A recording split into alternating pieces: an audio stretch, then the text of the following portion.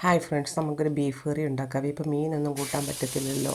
അതിനായിട്ട് ഞാൻ എന്ത് ചെയ്തു, എനിക്ക് 1 കിലോ ബീഫ് കിട്ടി. അത് കുക്കറിൽ കുറച്ച് മഞ്ഞൾപ്പൊടി, മല്ലിപ്പൊടി, ഗരം മസാല, പെപ്പർ എല്ലാം ചേർത്തിട്ട് വെള്ളം ചേർക്കാതെ വെച്ചിരിക്കുകയാണ്. ഒരു 7-8 വിസിൽ, എൻ്റെ കുക്കറിൻ്റെ കപ്പാസിറ്റി അനുസരിച്ച് 8 വിസിൽ.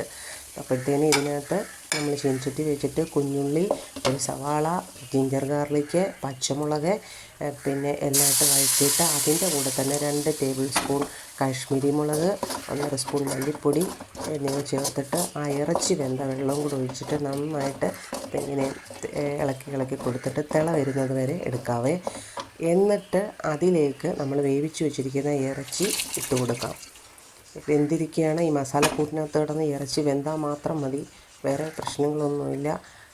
ഇറച്ചി തിളച്ചിട്ടുണ്ട്. പിന്നെ ടൊമാറ്റോ നമുക്ക് ഇട്ട് കൊടുക്കാം, ലാസ്റ്റേ ഇട്ട് കൊടുക്കാവൂ ടൊമാറ്റോ. അപ്പോഴത്തേനും ഇറച്ചിക്കറി റെഡി ആയിട്ടുണ്ട്. നിങ്ങൾ ഇതുപോലെ ട്രൈ ചെയ്യുക കേട്ടോ. Thank you.